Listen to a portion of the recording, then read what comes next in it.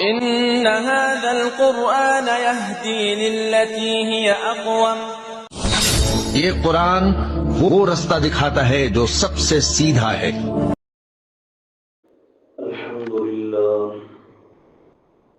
الحمد لله وحده والصلاة والسلام على من لا نبي بعده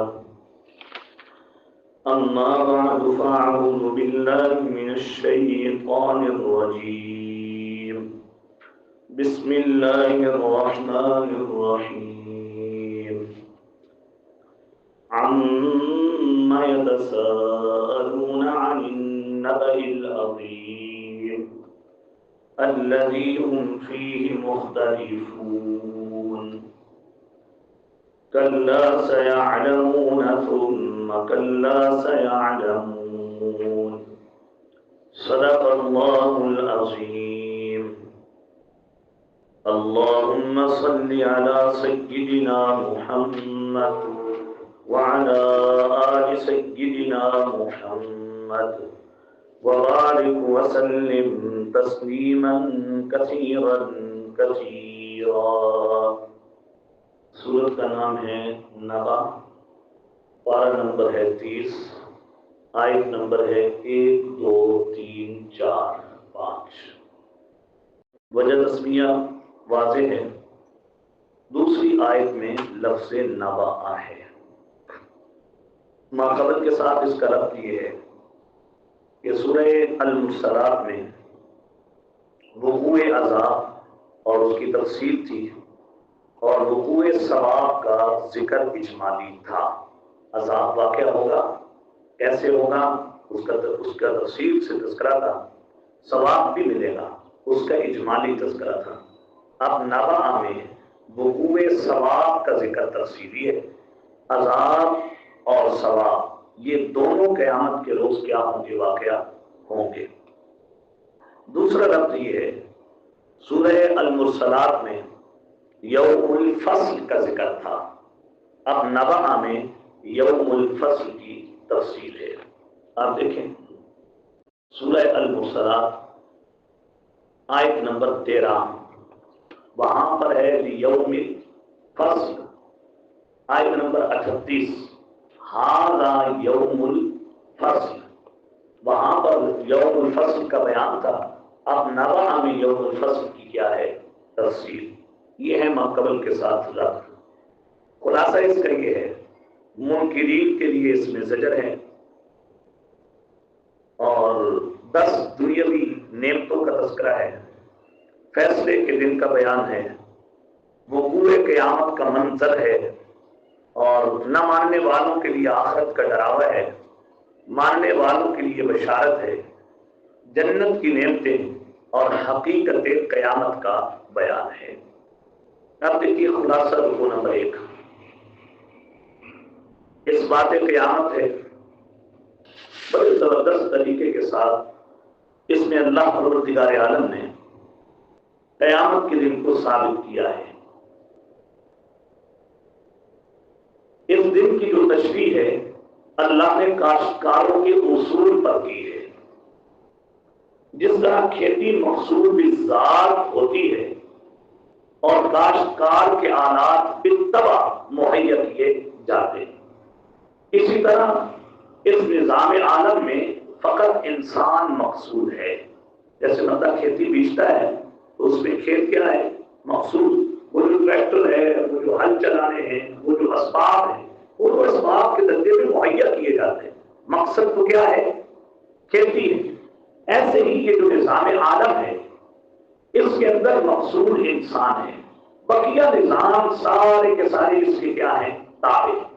جس طرح کھیتی کے لیے ایک یوم الفصل ہوتا ہے جس میں اناج اور بھوسے کو کیا کیا جاتا ہے، الگ الگ کیا جاتا ہے، اسی طرح یہاں بھی ایک یوم الفصل ہونا چاہیے جس میں دونوں قسم کے انسانوں کو کیا کیا جائے، جدا کیا جائے۔ یہ بڑی زبردست تشریح کی ہے کہ قیامت کی تشریح ہے جی کاشتکاروں کے اصول پر۔ بہرحال خلاصہ رکوع نمبر 2 دیکھیے، دوسرے رکوع میں متقین جو بمنزلہ اناج کے ہیں، ان کی جزائے خیر کا بیان ہوگا، اور جزا کے علاوہ عطا بھی ان پر ہوگی، جزا بھی اللہ دیں گے اور عطا بھی اللہ کریم ان کو دیں گے۔ یہ سورہ مبارکہ کا خلاصہ اور اس کے دونوں رکوعوں کا مختصر خلاصہ ہے۔ اس کے بعد دیکھیے سورۃ النازعات، وجہ تسمیہ بالکل واضح ہے، والنازعات غرقا۔ ماقبل کے ساتھ اس کا ربط یہ ہے کہ سورہ نبا میں دنیاوی انعامات اور مصائب کا ذکر اس انداز سے تھا کہ انعامات کو صراحتاً ذکر کیا اور مصائب کا بیان چھوڑ دیا، اور یوں کہہ دیا کہ بھائی جیسے انعامات ہیں نا، سزا کو بھی اسی کے اوپر کیا کر لو، قیاس کر لو۔ اخروی انعامات و علامات کو کہ مومنین پر انعام، کفار پر مصائب ہوں گے، اب سورۃ النازعات میں یہ بیان ہو رہا ہے کہ موت کے وقت فرشتے نیک لوگوں کی روح نرمی اور عزت کے ساتھ قبض کریں گے، اور برے لوگوں کی روح رگوں کو توڑ توڑ کر بڑی سختی کے ساتھ نکالی جائے گی۔ یہ ایک نمونہ ہے۔ اسی طرح آخرت میں فرشتے نیک لوگوں کو باکرامت جنت میں داخل کرائیں گے اور برے لوگوں کو دھکے دے کر جہنم میں داخل کیا جائے گا۔ خلاصہ صورت حشر و نشر کا بیان، اس میں جزا و سزا پر حق ہے، نمونہ عذاب و ثواب، تعیین روز جزا، شکوہ، تخفیف دنیاوی اخروی اور بشارتیں، یہ اس سورہ مبارکہ میں ذکر کی جائیں گی۔ آپ دیکھیے خلاصہ رکوع نمبر 1، رفع استبعاد قیامت۔ جو لوگ قیامت کو بعید از عقل گمان کرتے ہیں، ان کے ذہنوں میں جو شبہ پیدا ہوا ہے، اس شبہ کو ختم کیا جا رہا ہے۔ ان دو مثالوں سے انقلاب فوری شخصی دکھایا گیا۔ پہلے میں انسان کے دم نکلتے ہی ایک آنے واحد میں سب چیز اس کے قبضے سے کیا ہو جاتی ہے، نکل جاتی ہے، یہ جسمانی انقلاب ہے۔ اور دوسری مثال میں ایک روحانی اور فوری انقلاب دکھایا گیا۔ تو جس طرح انقلاب شخصی شب روز دیکھتے ہو، ایسے ہی انقلاب نوعی یا انقلاب عالم کو بھی اس پر کیا کر لو، قیاس کر لو۔ اللہ کا امر تھا، یہ جہاں بالکل آباد تھا، اور جب اللہ کا امر ختم کر دیا جائے گا تو اس جہاں کی آبادی بھی کیا ہو جائے گی، ختم ہو جائے گی۔ اسی پر اس کو قیاس کرو تو تمہارے ذہنوں میں یہ جو اشکال آتا ہے کہ قیامت کیسے برپا ہوگی، اس سورہ مبارکہ میں اس کو بعید العقل جو چیز سمجھ لے اس کو رفع کیا جا رہا ہے۔ خلاصہ رکوع نمبر 2، رفع استبعاد قیامت، اور قیامت میں انسانوں کی دو قسمیں ہوں گی، یہ بیان کیا جا رہا ہے۔ اب رفع استبعاد قیامت دیکھیں، انتم اشد خلقا ام السماء بناها رفع سمكها فسواها واغطش ليلها واخرج ضحاها۔ یہ سارے کام جب اللہ نے کر دیے ہیں تو پھر قیامت برپا کرنا اس اللہ کے لیے کوئی مشکل کام نہیں ہے۔ اور پھر اس کے بعد دو قسم کے لوگ ہوں گے۔ اب ایک دیکھیے یوم یتذکر الانسان، آیت نمبر 35 دیکھیے اور 34 دیکھیے، فَإِذَا جَاءَتِ الطَّامَّةُ الْكُبْرىٰ، جب قیامت آئے گی، یوم یتذکر الانسان ما سعی، جس دن انسان اپنے کیے کو یاد کرے گا، وَبُرِّزَتِ الْجَحِیمُ لِمَن یَرَىٰ، جی، اور حق دیکھنے والے کے لیے دوزخ سامنے لائی جائے گی۔ فَأَمَّا مَن طَغَىٰ، جس نے سرکشی کی، دنیا کی زندگی کو ترجیح دی، فَإِنَّ الْجَحِیمَ هِیَ الْمَأْوَىٰ، جہنم اس کا پھر کیا ہوگی، ٹھکانہ۔ اور نیچے دیکھیے وَأَمَّا مَنْ خَافَ مَقَامَ رَبِّهِ وَنَهَى النَّفْسَ عَنِ الْهَوَىٰ فَإِنَّ الْجَنَّةَ هِیَ الْمَأْوَىٰ، جنت ایسے لوگوں کا کیا ہوگی، ٹھکانہ۔ تو بہرحال سورۃ النازعات کے پہلے رکوع میں رفع استبعاد کیا گیا اور دوسرے میں بھی رفع استبعاد ہے، اور یہ بیان کیا جا رہا ہے رفع استبعاد قیامت، اور یہ بیان کیا جا رہا ہے کہ قیامت میں لوگ کتنے قسم کے ہو جائیں گے، دو قسم کے لوگ۔ سورت کا نام ہے سورہ عبسہ۔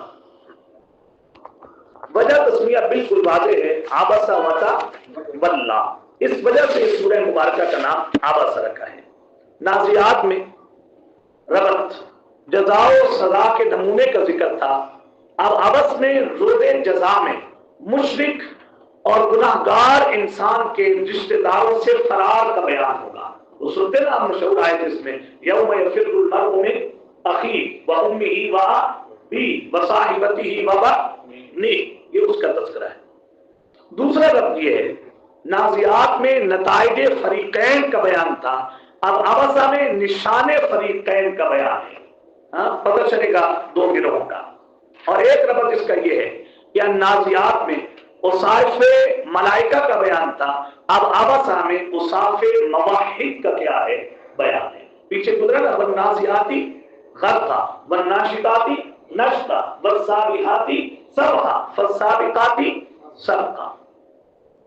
ماں قبل کے ساتھ خلاصہ اس کا سن لیں. یہ مضمون کے لحاظ سے 3 حصوں پر منقسم ہے.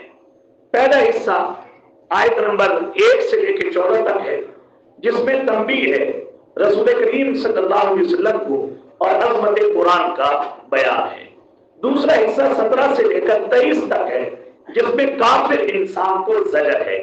تیسرا حصہ 24 سے لے کر 32 تک ہے، جس میں اس بات قیامت پر عقلی دلائل پیش کیے گئے. اور آخر میں تخویف اخروی اور بشارت ہے کہ قیامت قائم ہوگی، مشرک کے چہرے فق ہوں گے اور وہ عزیز و اقارب سے دور بھاگے گا، اور مومنوں کے چہرے اس دن کیا ہوں گے تازہ ہوں گے. اب دیکھیے اس کو موضوع صورت یہ ہے مساوات فی التعلیم. انسان جب کسی کو تعلیم دے رہا ہو اور انسان جب مدرس بنے تو اس کو چاہیے کہ تعلیم دینے کے اندر مساوات کا کیا رکھے، خیال رکھے. یہ نہ ہو وہ آئے تھے نشان نزول اس کا حضرت عبداللہ ابن ام مکتوم جب وہ سیکھنے کے لیے آئے تو حضرت نبی محترم صلی اللہ علیہ وسلم مصروف تھے. ان کے آنے کو نبی اکرم صلی اللہ علیہ وسلم نے تھوڑا سا ناگوار کیا اور محسوس کیا، تو اللہ نے اس کو ذکر کیا تو موضوع صورت یہ ہے مساوات فی التعلیم. اللہ اکبر. اور یہ آغاز میں جیسے میں نے کہا کہ نبی اکرم صلی اللہ علیہ وسلم کے لیے تنبیہ ہے، ترک مساوات فی التعلیم پر تنبیہ ہوئی ہے. بڑی توجہ کریں اس بات پر. جو دائی تعلیم کے اندر مساوات کا قائل نہیں ہوتا، قرآن مقدس میں اس کو تنبیہ کی گئی ہے. یہ نہیں ہے کہ ایک طرف سے مفادات ملنے کی توقعات ہوں تو وہاں پر انداز تعلیم کیا ہو کچھ اور دوسری طرف انداز تعلیم کچھ اور ہو، یہ ممکن نہیں. لیکن یہاں ایک بات یہ ذہن میں رکھ لیں، طلب پر انداز میں فرق ہو سکتا ہے.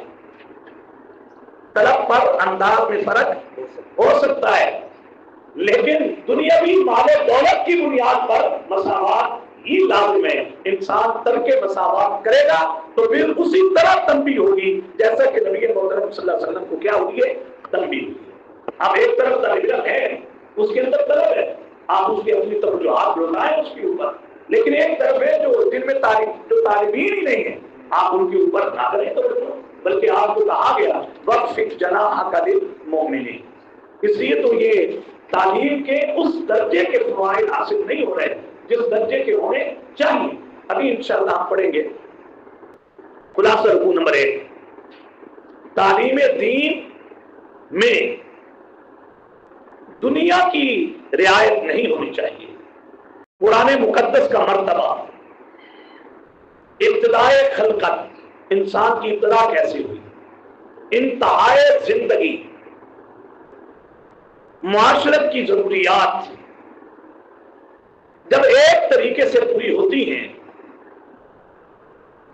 اس میں امیر و غریب یکساں نفع اٹھاتے ہیں، تو تعلیم میں کیوں مساوات نہیں ہونی چاہیے؟ یہ پہلے رکوع ہے. ہوا سب کے لیے ہے نہیں ہے، پانی سب کے لیے ہے نہیں ہے، زمین غلے برابر سب کے لیے اٹھا رہی ہے نہیں اٹھا رہی. جب قدرت کی یہ چیزیں امیر و غریب کے لیے یکساں ہیں تو معلم تیرے پڑھانے کے اندر بھی طالب علم کے ساتھ جو رویے ہیں وہ بھی یکساں ہونے چاہیے، امیر کے ساتھ بھی وہی، غریب کے ساتھ بھی. اور پہلے رکوع میں ابتدائے زندگی ہے، کہاں سے ہوا اور انتہائی ہوئی. میں کہتا ہوں کہ قرآن اتنی جامع شے ہے، خدا کی قسم معلم اور متعلم دونوں کے لیے یکساں رہبر ہے کہ معلم کیسا ہونا چاہیے، متعلم کیسا ہونا چاہیے. ہم ناراض نہ ہو تو مجھے بتائیں، جب تک قرآن ربوں میں سرایت نہیں کرتا تو ہمارے نظام تعلیم میں یہ فرق ہے کہ نہیں ہے؟ کہاں ثمرات ملیں گے؟ ثمرات ملیں گی نہیں جب آپ قرآن کے اصول کے مطابق نظام تعلیم نہیں کرتے. اور بات یہ ہے، ایک ہے آپ کی عقل، ایک ہے شریعت کی عقل. آپ اپنی عقل کو تابع رکھیں، شریعت کو مقدم رکھیں. آپ یہ نہ کہیں کہ بھائی یہ نہیں یہ نہیں یہ نہیں، اس وقت سوسائٹی میں ممکن نہیں ہے.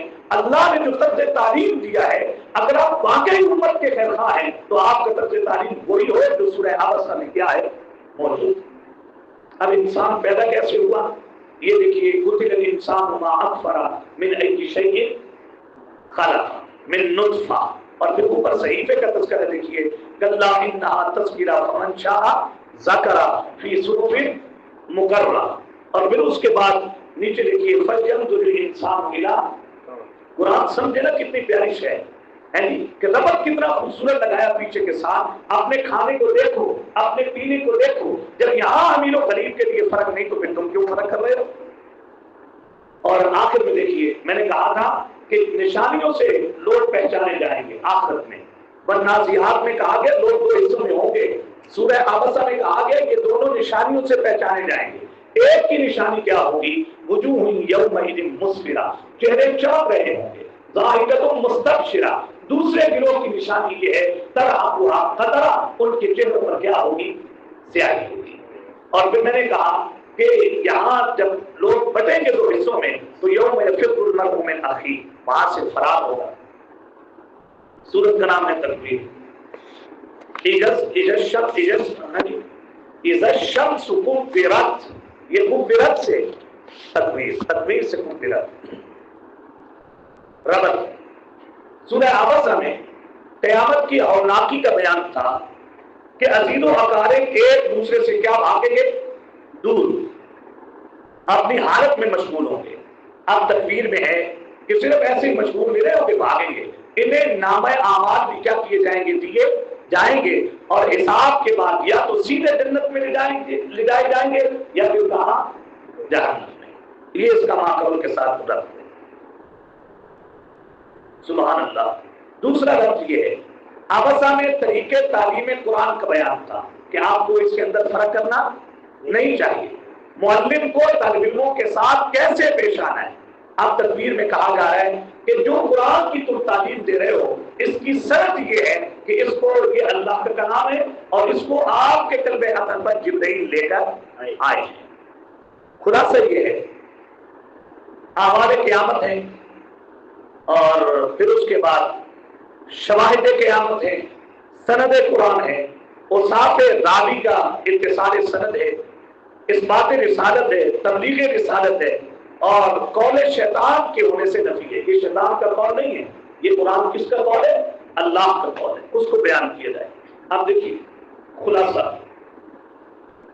نبی صلی اللہ علیہ وسلم کے پاس علم کس طرح آتا ہے اور کہاں سے آتا ہے، یہ سورہ تکویر میں بیان کیا جا رہا ہے. اذا الشمس کورت، یہ تو کس کا بیان آ گیا؟ قیامت کا ہے نا، کہ لوگ نامہ اعمال دیے جائیں گے یا سیدھے جنت کے اندر. اب یہ قسمیں کھا کر اذا الشمس کورت واذا النجوم انکدرت واذا الجبال سیرت، یہ سارا آگے ذکر کر کے کہا. آیت نمبر دیکھیے 14 میں، علمت نفس ما احضرت، ہر انسان کو پتہ لگے گا وہ کیا لے کر آیا ہے. فلا اقسم بالخنس الجوار الکنس. آیت نمبر 19 میں دیکھیے، انہ لقول رسول کریم، یہ علم کہاں سے آیا ہے؟ یہ جبرائیل امین معزز جو فرشتہ ہے اس کا لایا ہوا. وہ معزز فرشتے کے اوصاف کیا ہے؟ ذی قوت عند ذی العرش مکین مطاع ثم امین. اور آگے دیکھیے آیت نمبر 25 میں، وما هو بقول شیطان الرجیم فإن تذهبوا ان هو الا ذکر للعالمین. یہ قرآن جہاں والوں کے لیے کیا ہے؟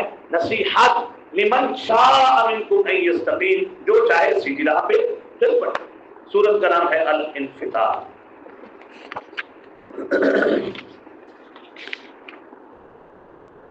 پہلا لفظ ہے اذا السماء فطرت، یہ وجہ تسمیہ ربط.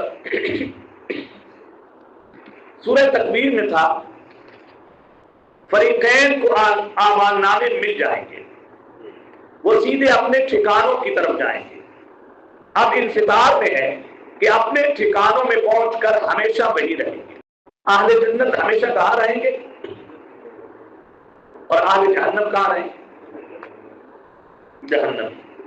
اور دوسرا اس کے اندر نفی شفاعت قہری کا مضمون بھی ہوگا. یوم لا تملک نفس لنفس شیئا، کوئی کسی کا کام.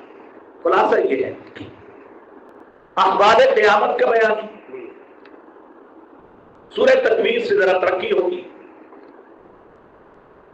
اللہ اکبر. زجر ہے اس انسان کے لیے جو خود فریبی میں مبتلا ہے، اس کو جھنجھوڑا دے رہا ہے. یا ایھا الانسان ما غرک بربک الکریم، تمہیں کس چیز نے دھوکے میں ڈالا ہے؟ خود فریبی میں کیسے مبتلا ہے؟ بشارت ہے، تخویف ہے اور نفی شفاعت قہری کا مضمون ہے. اب دیکھیے ادھر سماؤ فتح. خلاصہ سنیے اور ایمان تازہ کیجیے. اپنے بنانے والے سے تمہیں تعلق بگاڑنا نہیں چاہیے. اپنے تعلق بگاڑنا نہیں چاہیے، وگرنہ کل قیامت کے دن اس سے بھلائی کی کوئی امید نہ رکھنا. اللہ، جب آپ نے بنانے والے سے تعلق کیا کر لیا؟ بگاڑ دیا، پھر قیامت کے دن بھلائی کی امید نہ رکھنا. تعلق باللہ خراب ہونے کی حالت میں کوئی قیامت کے دن تمہارا مددگار اور کوئی تمہارا معین نہیں ہوگا. بات سمجھیے. تو اب ادھر سماؤ الفجر قیامت. یا ایھا الانسان ما غرک بربک الکریم الذی خلقک فسواک، جس کی یہ شان ہے اسے تعلق نہ بگاڑو. اور پھر یہ دیکھیے ان الابرار لفی وان الفجار، اپنے ٹھکانوں میں ہمیشہ رہنا ہے. اور آخر میں کہا یوم لا تملک نفس لنفس شیئا، اس سے کبھی بھی پھر خیر کی امید نہ رکھنا، وہاں کوئی کسی کو کام نہیں آئے گا. سورت کا نام ہے المطففین. انفطار میں تھا مجرمین عذاب جہنم سے کبھی بھی غائب نہیں ہوں گے. اب مطففین میں ہے ان کے نام ایک رجسٹر میں درج ہوں گے. اور پھر کہا جا رہا ہے کہ کوئی شخص سفارش سے اپنا نام رجسٹر سے خارج نہیں کرا سکے گا. دوسرا ربط یہ ہے، پہلی صورت میں اصلاح اعتقاد کا ذکر تھا، اب یہاں اصلاح اعمال کا ذکر ہے. ایک ربط یہ ہے، پہلے حقوق اللہ کا ذکر تھا، اب حقوق العباد کا ذکر ہے. خلاصہ یہ ہے، زجر ہے. کاروباری جو لوگ ہیں ان کو کہا جا رہا ہے کہ تمہاری بھی ایمانی پر تمہاری گرفت ہوگی جو لین دین میں ناپ توڑ میں کمی پیشی کرتے ہو. اور سورہ انعام کا خلاصہ اگر آپ کے ذہن میں ہے تو ناپ توڑ سے مراد سارے معاملات بھی ہوتے ہیں. پھر تخویف ہوگی، بشارت ہے اور ایمانداروں کے شاندار نتائج کا بیان ہے اور مومنین کے لیے تسلی ہے. وعید. خلاصہ رکو نمبر 1، وعید تطفیف وعید للمطففین. وعید تطفیف، تطفیف سے مراد اپنا حق پورا لینا اور دوسرے کا حق دیتے وقت نقصان پہنچانا ہے. اسے تطفیف کہتے ہیں. اپنا حق کیا لے رہا ہے؟ پورا. دوسرے کو دیتے وقت اسے کیا پہنچا رہا ہے؟ نقصان. ایسے لوگوں کے لیے کہا گیا ویل للمطففین. آیت نمبر 9 دیکھیے. کتاب مرقوم، نام کس میں ہوں گے؟ رجسٹر میں، کہیں سے کوئی چھوٹے گا نہیں. آیت نمبر دیکھیے 18. کلا ان کتاب الابرار لفی علیین. یہ نیکوں کے اچھے انجام کا کیا ہے؟ شاندار اعزاز ہوگا. ان الابرار 22. ان الابرار لفی نعیم علی الارائک ینظرون تعرف فی وجوہہم نظرۃ النعیم یسقون من رحیق مختوم. اور ایمان والوں کے لیے اس کا تذکرہ تسلی بھی ہے، اور کفار کے لیے جو وہ ہنسی وغیرہ مسلمانوں کے ساتھ کرتے تھے اس کی شکل میں انجام بد ہے. سورت کا نام ہے الانشقاق. وجہ تسمیہ واضح ہے، اذا السماء انشقت. بہرحال اللہ مجھے بھی آپ کو بھی تصویر سے محفوظ فرمائے. تصویر کا بڑا وسیع مفہوم سورہ الانعام میں پڑھ چکے ہیں. اپنے دینی ذمہ داریاں، اپنے تقاضے، یہ سارے مطففین کے زمرے میں شامل ہوتے ہیں۔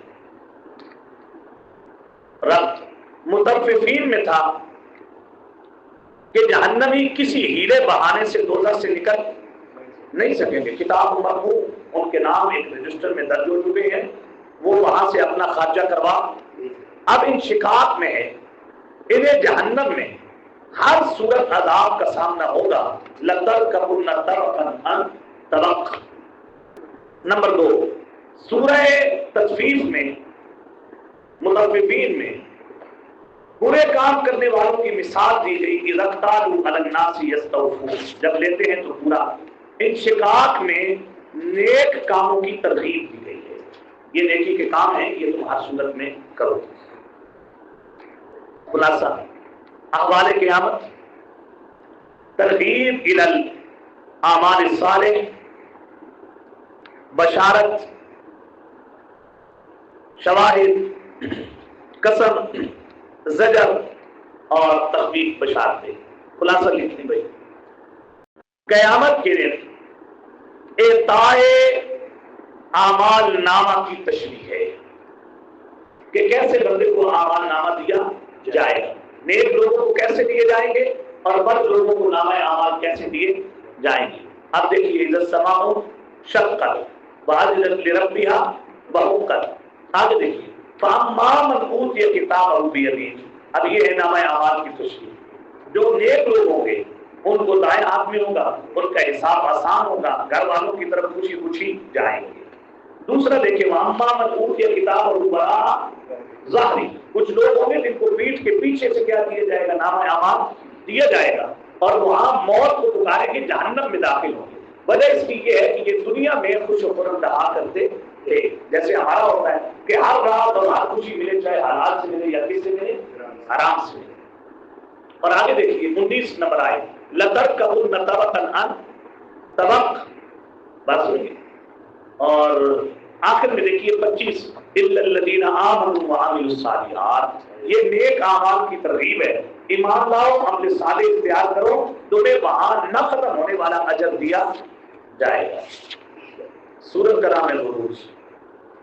پچھلی سورت میں فریقین کے لیے جزا و سزا کا بیان تھا، آپ نے سن لیا۔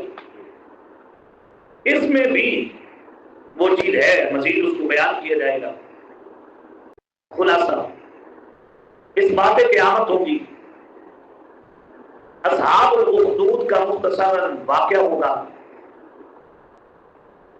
اور ان کا مومنین کو جلانے کا جو ہے وہ تذکرہ ہوگا، تخفیف ہوگی، بشارت ہوگی، شواہد ہوں گے، فضیلت و صداقت قرآن کا بیان ہوگا۔ رکوع کا خلاصہ یہ ہے، خدا پرستوں کی دل آزاری کرنے والے، عجیب جملہ ہے، خدا پرستوں کی دل آزاری کرنے والے گرفت الہی سے بچ نہیں سکتے۔ یہ بڑی عجیب بات ہے، کہا گیا نا پورے کا بھی اکرام کرو، نیک لوگوں کا بھی کیا کرو، اکرام۔ انشاءاللہ ذکر رہی تو ابھی آپ سنیں گے دوسری نشست میں کہ اہل اللہ کے ساتھ، نیک لوگوں کے ساتھ برائی کے نتائج کیا ہوتے ہیں۔ تو بات یہاں بھی ہے، خدا پرستوں کی دل آزاری کرنے والے گرفت الہی سے کبھی بھی بچ نہیں سکتے۔ اب یہ دیکھیے، والسماء ذات آسمان کی قسم جو بروجوں والا ہے، والیوم موعود وشاہد ومشہود۔ اب یہ آ گیا وہ واقعہ، قتل اصحاب الاخدود نار، یہ ہے اہل اللہ کو، اہل اللہ کی دل آزاری۔ اور وَهُمْ عَلَىٰ مَا يَفْعَلُونَ بِالْمُؤْمِنِينَ شُهُودٌ وَمَا نَقَمُوا مِنْهُمْ إِلَّا أَن يُؤْمِنُوا، جن کو یہ سزا دی گئی ان کا صرف یہ جرم تھا کہ وہ اللہ عزیز حمید پر کیا لائے تھے، ایمان لائے تھے۔ اور سزا دیکھیے کیا ہے، آیت نمبر 10 میں، جن نے مومن مرد مومنہ عورتوں کو تکلیف دی، ستایا، توبہ نہ کی، ان کے لیے جلنے کا کیا ہوگا، عذاب۔ میں نے کہا تھا بشارت ہوگی، اگلی آیت میں بشارت ہے، اس سے پکڑ کر ان بطش ربک لشدید، نمونے ہیں، آگے جا رہا ہے۔ آگے دیکھیے، میں نے کہا تھا کہ فضیلت و صداقت قرآن کا بیان ہوگا، بل ہوا قرآن مجید فی لوح محفوظ۔ سورت کا نام ہے الطارق۔ اس سورہ مبارکہ میں بھی شواہد، تخویف، حشر و نشر کے نمونے بیان کیے گئے، اور سن لیا آپ نے کہ ایسے لوگ عذاب کے کیا ہوں گے، مستحق ہوں گے۔ اب سورہ طارق میں کہا جا رہا ہے کہ ایسے لوگ اگر نہ مانے تو انہیں من جانب اللہ تعالی مہلت دی جاتی ہے، فوراً گرفت ہوتی، اور نمونے مہلت کا بیان ہوگا اور ساتھ نمونے پیش کیے جائیں گے تاکہ ابھی وقت ہے مزید سوچ لیں اور انکار سے کیا آ جائے، باز آ جائے۔ خلاصہ یہ ہے، شواہد کا بیان ہے، حشر و نشر کا نمونہ ہے، شکوہ ہے اور تخویف کا بیان ہے۔ خلاصہ دیکھیے، رکوع نمبر، رفع استبعاد قیامت، رفع استبعاد قیامت۔ اگر کوئی انسان قیامت کو بعید از عقل سمجھتا ہے، آؤ ہم اس کے زوموں کو ختم کریں اور ہم تمہیں بتائیں کہ جب یہ کر سکتے ہیں تو پھر قیامت بھی برپا کر سکتے ہیں۔ رفع استبعاد قیامت، والسماء والطارق وما ادراک ما الطارق ان کل نفس، نیچے پھر وہی تذکرہ، آخر میں دیکھیے بالکل فمہل الکافرین امہلہم رویدا۔ جب حشر و نشر کے نمونے ان کے سامنے کیا کر دیے، بیان کر دیے، اب تھوڑی سی انہیں مہلت دی جاتی ہے تاکہ یہ مزید سوچ لیں اور ان کے لیے ایمان لانا کیا ہو جائے، آسان ہو جائے۔ اللہ ہمیں بھی مہلت دے رہا ہے، ہمیں بھی اللہ اس مہلت سے مستفید ہونے کی توفیق نصیب فرما دے۔ سورۃ الاعلیٰ ماقبل کے ساتھ ربط یہ ہے کہ مشرکین کے ساتھ دو اہم مسئلوں پر اختلاف ہے، ایک توحید پر اور دوسرا قیامت پر۔ ابھی تک جو صورتیں آپ نے سنی ہیں نبا سے لے کر یہاں تک، اس میں قیامت کا اس بات تھا، مانو قیامت کا انکار نہ کرو، یہ تمام دلائل تمہارے سامنے رکھ کر ہم نے روز قیامت کو ثابت کر دیا ہے۔ اب یہاں سے دوسرا مختلفی مسئلہ، مسئلہ توحید، اس کا بیان شروع ہوا ہے، اور اس کے ساتھ تزہیر فی الدنیا کا بیان ہے کہ دنیا میں دل لگی نہ کرو۔ دوسرا ایک ربط یہ بھی ہے، پہلے قیامت کا تذکرہ تھا، اب اس میں فلاح قیامت حاصل کرنے کے لیے طریقے بیان، کون سے اعمال ہیں جو تم کرو گے تو قیامت کے دن کیا پاؤ گے، فلاح پاؤ گے۔ پہلے بعد الموت کا ذکر تھا، اب فریقین کے نتائج کا بیان ہے۔ خلاصہ اللہ کے متصرف و مختار ہونے کو بیان کیا جائے گا، اللہ کے علیم بکل شیء ہونے کو، حضور کے لیے تسلی ہے، اور اس سے نصیحت پکڑنے والوں کے لیے جو ہے وہ ان کا بیان ہوگا، محرومین من التذکیر کا بیان ہوگا، اور تزہیر فی الدنیا کا بیان ہوگا کہ دنیا کے اندر دل لگی نہ کرو۔ دیکھیے خلاصہ، ضرورت نبوت، نبوت کی ضرورت کیوں ہے، اور طریقہ تعلیم نبوت، طریقہ بھی سکھایا گیا اور ضرورت بھی بتائی گئی کہ کیوں ضرورت ہے۔ آپ دیکھیے سب بھی اسم ربک، یہ توحید کا بیان ہے، الذی خلق فسوى، اس میں دلیل ہے، والذی قدر فہدی والذی اخرج، آگے دیکھیے سنقرئک فلا تنسى، آگے دیکھیے جناب 9 فذکر ان نفعت الذکری، اور اس کے بعد 14 میں قد افلح من تزکا، یہ ہے نصیحت، وذکر اسم ربہ فصلی، یہ وہ اصول ہیں جن کو اختیار کرنے پر تم کیا ہو سکتے ہو، کامیاب ہو سکتے ہو۔ بل تؤثرون الحیاۃ، تزہیر میں دنیا کرو، دنیا کے ساتھ دل لگی اور اس کے ساتھ محبت نہ کرو۔ ضرورت نبوت کیا ہے، ہم نے انسان کو پیدا کر دیا، اب پیدا کرنے کے بعد اس سے راہبری کی کیا ہے، اس لیے ہم نے نبوت کا سلسلہ جاری کیا، اور طریقہ تعلیم نبوت وہ ابھی آپ نے سنا، فذکر ان نفعت الذکری۔ اللہ ہمیں بھی جو کھلے پڑے ہیں ہم بھی دنیا میں، اللہ اس سے دل لگی کم کرنے کی توفیق نصیب فرمائے۔ سورت کا نام ہے غاشیہ، یہ پہلی سورت کا ہی تتمہ ہے، تخویف اخروی کا بیان ہے، اور ساتھ ہی اس کے اندر بشارتوں کا بھی بیان ہے، بشارتیں بھی دی گئی۔ خلاصہ، عاملین کے اقسام مع نتائج اعمال، جو عمل کرنے والے ہیں ان کی اقسام بیان کی جا رہی ہیں، اور پھر ہر ایک کے اعمال کا نتیجہ بھی بیان کیا جا رہا ہے. کچھ اچھے عمل کرنے والے ہیں ان کا نتیجہ کیا نکلے گا؟ اچھا. جو برے عمل کرنے والے ہیں ان کے لیے نتیجہ بھی کیا ہوگا؟ برا. اب یہ دیکھیں نا، اللہ کا حدیث وجوہ یومئذ خاملۃ ناصبہ تصلی نارا حامیہ تسقی من عین آن. یہ سارے نیچے انجام ہیں. اور نیچے دیکھیے وجوہ یومئذ ناعمہ، اس دن حشاش بشاش چہرے ہوں گے، لساریہ راضیہ، اپنی کوشش پہ خوش ہوں گے، اونچے باغات میں ہوں گے، وہاں کوئی لفظ بات نہیں سنیں گے. یہ سارے ہوں. افلا ینظرون الی الابل کیف خلقت. یہ اوصاف بیان کیے گئے ہیں دائی کے، یہ مثالیں دے کر. اوصاف مبلغ میں نے کہا ہے نا، مبلغ کے کیا ہوں گے؟ اوصاف. یہ ہے افلا ینظرون الی الابل کیف خلقت. اونٹ کی طرح جگر رکھے، آسمان کی طرح بلند ہمتی، پہاڑوں کی طرح استقامت، زمین کی طرح عاجزی اپنے ہم مشرب لوگوں کے لیے. حضور کے لیے تسلی فذکر انما انت مذکر. اور اس کے بعد تخویف. آپ سنیے سورت کا نام ہے الفجر. سورہ اعلیٰ میں دو مضمون تھے، ایک توحید کا اور دوسرا تزہید کا. موحد بھی کرو اور دنیا کے ساتھ جو ہے وہ دل لگی نہ کرو. اب فجر میں تزہید فی دنیا کا مضمون مفصل بیان ہو رہا ہے بڑی تفصیل کے ساتھ. خلاصہ تزہید فی دنیا، شواہد، شکوے، تخفیفات، حسرت انسان اور بشارت. خلاصہ کو دیکھیے، اعمال کی جزا و سزا دنیا میں شروع ہو جاتی ہے. جو لیٹ آئے تو ان کی سزا شروع ہوگی. اعمال کی جزا اور سزا دنیا میں شروع ہو جاتی ہے. مصائب دنیاوی عام طور پر بدعمالی سے پیش آتے ہیں. یہ سورت کے رکوع کا خلاصہ ہے. آپ دیکھ لیجیے آ گیا کہ نہیں؟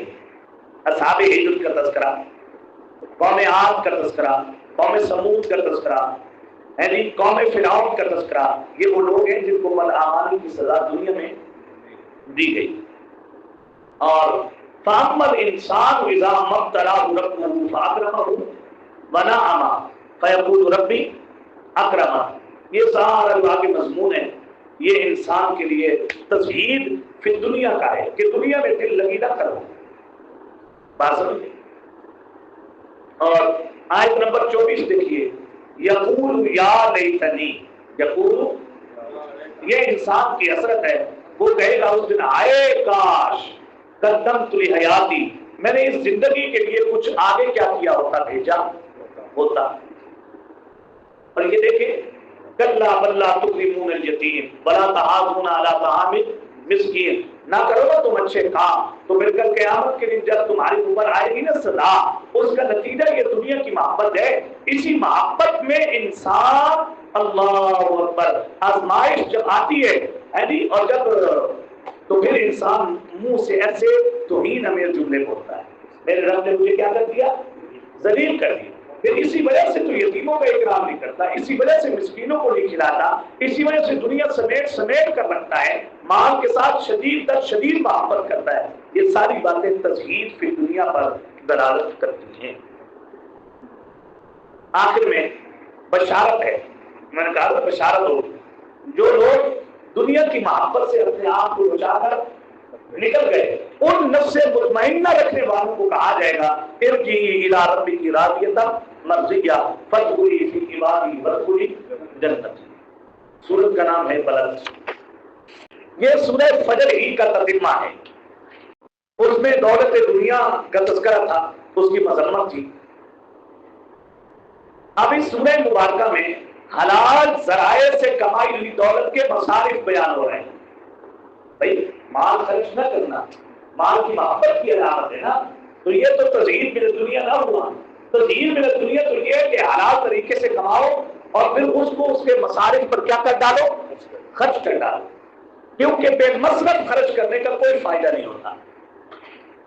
اور اس میں ایمان کا تذکرہ بھی کیا جائے گا، کیونکہ ایمان کے بغیر بھی خرچ کرنے کا انسان کو کوئی فائدہ نہیں ہوتا۔ خلاصہ، تخویف، زجر مجرم انسان کے لیے، انعامات، بے فائدہ مشقتیں برداشت کرنے پر زجر، انفاق کا صحیح مصرف، اصحاب الیمین کے اوصاف اور اصحاب الشمال اور ان کی سزا۔ خلاصہ رکھو، آئے سنو نظر دل باغ ہوئے گا بلکہ ڈرے گا۔ انسان دنیا میں آرام پانے کے لیے نہیں بلکہ کام کرنے کے لیے آیا ہے۔ اللہ اکبر۔ انسان دنیا میں آرام پانے نہیں بلکہ کام کرنے آیا ہے۔ اس لیے اگر سوئے بھی اس نیت سے کہ اٹھ کر یہ کام نیکی کے کرنے تو سونا بھی عبادت بن جائے گا۔ دعا کو دوبارہ ایکٹیو کرنے کے لیے انسان سوئے۔ اب دیکھیے، ریلا اقسم بہذا البلد، قسمیں کھا کر کہا جا رہا ہے لقد خلقنا الانسان فی کبد۔ انسان جو ہے نا مشقت میں، لیکن بے فائدہ مشقتوں کا تو کوئی فائدہ ہی کوئی ہونا ہے جی۔ اور اس کے بعد دیکھیے، مشقت میں رہنا ہے، کام کرنا ہے اس انسان نے۔ اب اس کی اپنی مرضی ہے، فائدے کا کام کرے یا بے فائدہ مشقت میں پڑا۔ مشقت ضرور ہے اس کا زندگی میں، کام ضرور ہے انسان کا۔ اور پھر اس کے بعد کیا کہا کہ مصرف پہ دنیا خرچ کرو۔ فلاقتحمت عقبہ، بس وہ دین کی گھاٹی میں سے نکلا ہی نہیں۔ تم کیا جانو کہ دین کی گھاٹی کیا ہے؟ فق پورا کما، یہاں کماؤ اپنا مال، گردنیں چھڑاؤ جو کرب میں پھنسے ہیں، اور مسکینوں کو بھوک والے کیا کھلاؤ؟ کھانا۔ یتیموں کو بھی کھانا کھلاؤ، مسکین جو بیچاروں کی کوئی حالت نہیں انہیں بھی کھانا کھلاؤ۔ پھر جو ایمان والے ہوں گے یہ ہے وتواصوا بالصبر وتواصوا اوصاف ان کے، پھر اولئک اصحاب المیمنہ، پھر آخر میں اولئک اصحاب المشأمہ۔ سورت کا نام ہے شمس۔ اللہ ہمیں بھی اوصاف پہ اہل جنت اپنے فضل سے نصیب فرمائے۔ کام کی جگہ ہے، آرام کی جگہ نہیں۔ سورہ شمس میں سورہ اعلیٰ کے دونوں مضمون ہیں، توحید اور تزہید۔ موحد بھی بنو اور دنیا سے دل لگی بھی نہ کرو۔ اللہ۔ اور ایک اس میں یہ کہا جا رہا ہے نفس زکیہ اور نفس خبیثہ برابر نہیں ہوتے۔ ایک وہ نفس ہے جس نے تزکیہ کر رکھا ہے، ایک وہ جو نہیں، یہ برابر نہیں۔ سات شواہد پیش کر کے یہ واضح کیا کہ نیک و بد نفس آپس میں برابر نہیں ہوتے۔ خلاصہ مظاہر قدرت نے ابتدائے عالم سے مشاہدہ کرا دیا ہے۔ اخلاق حمیدہ والی قوموں نے نجات پائی ہے، اور بد اخلاق قومیں ہمیشہ ذلت میں گرتی ہیں۔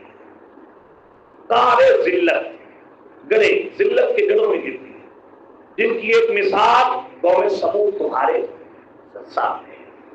ہمارے یہاں تو سارے ماشاءاللہ صاحب اخلاق ہیں، اور اخلاق کا درجہ صرف ہنس کے بولنے سے نہیں شروع ہوتا، اخلاق تو اصل اعتقاد سے شروع ہوتا ہے۔ اللہ کے ساتھ یہ اعتقاد نہیں اچھا ہے تو پھر اخلاق کیا ہوگا؟ تو صاحب اخلاق قومیں عروج پاتی ہیں، اور بد اخلاق قومیں ذلت کے گڑھوں میں کیا ہو جاتی ہیں؟ گر جاتی ہیں۔ نمونے تمہارے سامنے ہیں۔ سورت کا نام ہے اللیل۔ لیل میں بھی سورہ اعلیٰ کے دونوں مضمون ہیں، توحید اور تزہید فی الدنیا، اور فرق فی الاعمال کا بیان بھی ہے۔ خلاصہ، اچھے لوگوں کے اچھے اعمال، ان کی خوشخبری، برے لوگوں کے برے اعمال، ان کے لیے ڈراوا، بشارت وغیرہ۔ قوائے طبیعیہ کے اختلاف، وہ جو اللہ نے انسان میں فطری کیا رکھی ہوتی ہیں صلاحیتیں رکھی، اور بعض اثرات خارجیہ کے اختلاف سے اعمال انسانی میں اختلاف لازمی ہے۔ کچھ اللہ نے فرق رکھا ہوتا ہے، کچھ لوگ زیادہ کام کر دیتے ہیں، اس میں تو کوئی شکوہ نہیں، اس لیے کہ اللہ نے طبیعتیں مختلف رکھی، لیکن کچھ خارجی اثرات بھی ہوتے ہیں معاشرے کے اثرات نہیں سمجھ، جب خارجی اثرات ملتے ہیں اور وہ قوا اللہ نے انسان کے اندر رکھے ہیں، ان سے اختلاف لازمی آ جاتا ہے۔ فطری طور پر تو سارے ہی برابر ہوتے ہیں نا، لیکن کسی نے اچھے شیخ کی صحبت پڑھی تو اچھا بن گیا، کسی نے اچھا پڑھا تو کیا بن گیا؟ اچھا بن گیا۔ اس سے لازمی بندے کے اعمال پر کیا آتا ہے؟ اثر آتا ہے۔ پھر وہی اعمال حمیدہ والوں کے لیے دنیاوی اور اخروی نجات لازمی ہے، اور بد اخلاقوں کے لیے دنیاوی اور اخروی ذلت کیا ہے؟ لازمی۔ اللہ مجھے بھی آپ کو بھی اعلیٰ اخلاق رکھنے والوں میں شامل فرما دے، اور اللہ پروردگار عالم ہیں جی اعمال حمیدہ والوں کے لیے جو دنیا اور آخرت کے انعام رکھے ہیں، اللہ ہمیں بھی اپنے فضل سے نصیب فرما دے۔ اعمال کے صدور میں صحبت کا بڑا فرق ہوتا ہے، یہی سورہ لیل میں بیان کیا جا رہا ہے۔ ہاں، صحبت سورت کا نام ہے الضحیٰ، توحید و تزہید فی الدنیا، سورہ لیل تک مکمل ہو گیا۔ اب سورہ ضحیٰ میں محسن انسانیت، مبلغ اعظم کی رسالت، شان محبوبیت، تسلی و تشفی کا بیان ہے۔ سبحان اللہ، توحید بھی سن لی، تزہید فی دنیا کا مضمون بھی سن لیا، اب ذرا محسن انسانیت کا تذکرہ سنو، مبلغ اعظم کی رسالت دیکھو، ان کی شان محبوبیت دیکھو، اور دیکھو کہ جب لوگوں نے انہیں یہ طعنہ دیا تھا تیرا خدا ان سے ناراض ہو گیا، پھر دیکھو رب نے کیسی تسلی دی اور کیسے تشفی کی ہے اللہ نے۔ قسم ہے، جواب قسم میں حضور کے لیے تسلی ہے، جس میں ہر آن ترقی اور محبوبیت کا بیان ہے، حالات، انعامات کا تذکرہ، اور آخر میں 3 احکامات بیان کیے۔ خلاصہ زمانہ فترۃ الوحی، جب وحی آنا بند ہو جائے، زمانہ فترۃ الوحی قوائے ایمانیہ کے لیے موجب تکویر ہے۔ قبض ہوتی ہے نا، ایک جسمانی ہے جس کو ام الامراض کہا جاتا ہے، ایک روحانی ہوتی ہے۔ روحانی بسا اوقات بدعمالیوں کے نتیجے میں ہوتی ہے، اور بسا اوقات بندہ ٹھیک کام کرتے کرتے بندہ جو ہے وہ تھوڑا سا انقباض طبیعت میں پیدا ہوتا ہے۔ تو یہ جو فطرت کا دور ہوتا ہے، سبحان اللہ، قوائے ایمانیہ کے لیے موجب تکمیل ہوتا ہے، ان کو کامل کر دیتا ہے۔ دیکھو نا، ایک بندہ کچھ دن عمل کرتے ہی رہا، اور پھر جب بندے کو جذبہ آتا ہے تو پھر سارے ریکارڈ پچھلے کیا کر دیتا ہے؟ توڑ دیتا ہے۔ اگر تو انقباض کے بعد طبیعت کھلے اور عمل پیچھے ہو رہے ہیں، پھر اس کا مطلب ہے تھوڑی دیر روح کا باڈی کو فریش کیا گیا، اور پھر جناب کاموں پہ لگ گیا۔ یہ انقباض بھی اس کے لیے بہتر تھا۔ حضور اسلام کی شان دیکھیں، والضحیٰ، یہ قسم ہے، واللیل اذا، قسم ہے۔ آگے دیکھیے، قسم کے بعد حضور کے لیے تسلی، ما ودعک ربک وما قلی، حضرت آپ کے رب نے آپ کو چھوڑا بھی نہیں، آپ سے ناراض بھی نہیں ہوا۔ وللآخرۃ خیر لک من الاولی، کیسے ناراض ہو گئے؟ ولسوف یعطیک ربک فترضی، حضرت آپ دیکھیں نا پیچھے، الم یجدک یتیما فآوی ووجدک ضالا فہدی، یہ انعامات ہیں۔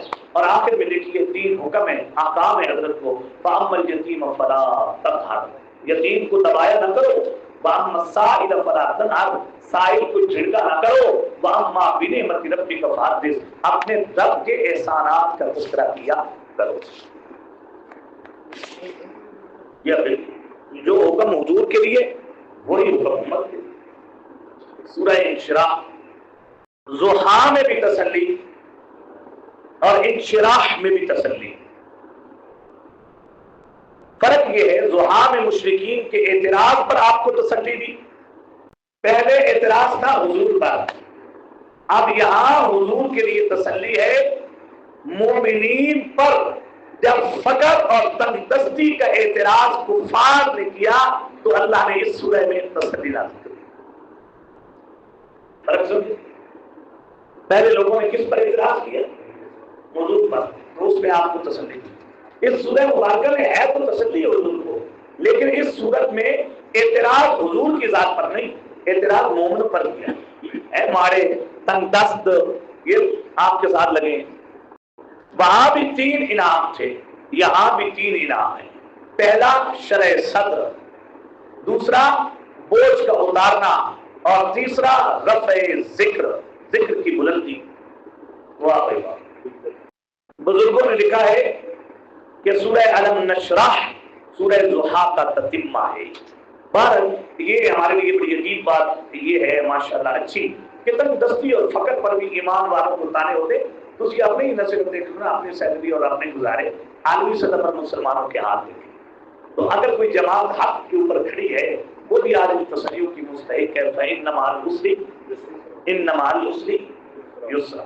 لیکن اس جماعت کو حکم بھی ہے پھر آخر میں فَإِذَا فَرَغْتَ فَانصَبْ، احکام تبلیغ سے فارغ ہو جاؤ تو وَإِلَىٰ رَبِّكَ فَارْغَب، اپنے رب کی طرف دل لگاؤ۔ جنہیں احکام تبلیغ کری کیتے ہی نہیں انہوں کی دل نہ نہیں۔ سورت کا نام ہے التین۔ سورہ تین میں کہا جا رہا ہے جو توحید سن کر آئے ہو اسی سے اونچا مقام ملتا ہے، اور جو توحید سے اعراض کرتا ہے وہ جہنم کے سب سے نچلے طبقے میں جاتا ہے۔ تسمیہ انداز سے خلاصہ چار دلائل کے ساتھ جمال انسان کو بیان کیا ہے۔ تخویف ہے، بشارت ہے، انکار قیامت پر رد، قیام قیامت، جزا اور سزا پر دلیل۔ خلاصہ انسان اگر فرض منصبی ادا کرے تو بہترین مخلوقات، اور اگر فرض منصبی ادا نہ کرے تو بدترین مخلوقات۔ لو بھائی پتہ نہیں چل گیا میرا چودھری نہیں، چودھری وہ ہے جو فرض منصبی ادا کرے، پھر یہ بہترین مخلوقات، اور اگر نہ کرے تو پھر والتین والزیتون۔ آگے دیکھو نا، لقد خلقنا الانسان فی احسن تقویم، یہ بہتر ہے۔ ثم رددناہ اسفل سافلین۔ سورت کا نام ہے علق۔ اقرأ بسم ربک الذی خلق، خلق الانسان من علق۔ توحید، حشر و نشر اور تسلی کے مضامین کے بعد اب اس سورہ مبارکہ میں تلاوت قرآن کا حکم ہے۔ تلاوت کرو، کیونکہ تلاوت سے استقامت علی التوحید ہوتی ہے، یعنی توحید پر ثابت کرتی ہے۔ پیچھے کہا ہے کہ توحید کی وجہ سے اونچا مقام ملتا ہے، ترک کرنے کی وجہ سے آدمی ذلت میں جاتا ہے۔ اب یہاں ہے توحید اختیار تو کر لی، اس پر استقامت کے لیے تمہیں تلاوت قرآن کرنا چاہیے ہوگی۔ خلاصہ یہ ہے، پہلی وحی کا تذکرہ، زجر، تسلی۔ سبحان اللہ، غار حراء میں مدت اعتکاف، فترت وحی کا زمانہ، اس کی حکمت، علم بالقلم، تعلیم کی صورتیں، اقسام القلم، اور دست قدرت سے پیدا شدہ چار چیزوں کا بیان۔ خلاصہ دیکھیں، آپ تبلیغ کے لیے کمر بستہ رہیں اور اعدائے اسلام کی سرگوڑی ہمارے سپرد کر دیں۔ آپ تبلیغ سرگرم رہے اور اعدائے اسلام کی سرگوڑی ہمارے سپرد کر دیں۔ دیکھیے، اقرأ بسم ربک الذی خلق، خلق الانسان من علق، اقرأ وربک الاکرم الذی علم بالقلم۔ آگے دیکھیے، عبدا اذا صلی ارأیت ان کان علی الہدی، یہ دیکھیں 6 کلا ان الانسان لیطغی ان رآہ استغنی، اور پھر لنسفعا بالناصیہ، ناصیۃ کاذبہ، پکڑیں گے اس کو، بلائے پھر اپنی مجلس والوں کو، ہم بھی موکلین دوزخ کو بلائیں گے، کلا لا تطیعہ واسجد واقترب۔ آپ اپنے تبلیغ کے کام میں لگے رہیں۔ اقرأ بسم ربک الذی خلق، وہی لیں اور اس کی تبلیغ میں لگیں، اور دشمن یہ جو آپ کو نماز پڑھنے سے روک رہا ہے اور تبلیغ سے روک رہا ہے، اس کو ہمارے حوالے کریں، ہم اس کو خود پکڑ لیں گے۔ جب ہم اسے پکڑیں گے، پیشانی کے بالوں سے گھسیٹیں گے، پھر اس کو کہیں گے بلا ہم نے رشتہ، یہ بلائے گا تو پھر ہم بھی بلائیں۔ سورۃ القدر، سورہ علق میں تلاوت قرآن کا حکم تھا، اب اس میں عظمت قرآن کا بیان ہے. پہلے وحی کے مخالفین پر سرزنش تھی، اب القدر میں نزول قرآن اور مستفیدین قرآن پر انعامات کا تذکرہ ہے. بل سمجھو خلاصہ عظمت قرآن، زمانہ نزول قرآن، وجہ تسمیہ لیلۃ القدر، لیلۃ القدر کے فضائل. خلاصہ رکوع لیلۃ القدر میں قرآن مجید کا نزول لوح محفوظ سے آسمان دنیا پر ہوا، پھر تھوڑا تھوڑا حسب ضرورت نازل ہوتا رہا. انا انزلناہ فی لیلۃ القدر، یہ سارا وہ، اور آخر میں دیکھیے سلام ہی حتی مطلع الفجر. جن نے اس وحی کو لے لیا، تھام لیا، ان کے لیے پھر جناب سلامتیاں کیا ہیں؟ سلامتیاں ہوتی ہیں. مستفیدین قرآن پر یہ انعام ہے کہ اللہ کریم کی طرف سے یہ رحمت کی بارش ہوتی ہے. بینہ واضح وجہ تسمیہ، پہلی آیت میں لفظ بینہ. رب پہلے عظمت قرآن، فضائل قرآن کا بیان تھا، اب کفار اور مشرکین پر شکوہ ہے کہ ایسی عظیم الشان کتاب سے بھی اعراض کرتے ہو. ایک یہ ہے کہ پہلے نزول قرآن کا ذکر تھا، اب مقاصد قرآن کا خلاصہ آ رہا ہے. خلاصہ شکوہ، فرق، تخویف، بشارت. لوگوں کا خلاصہ ہے ضرورت بعثت محمدیہ صلی اللہ علیہ وسلم.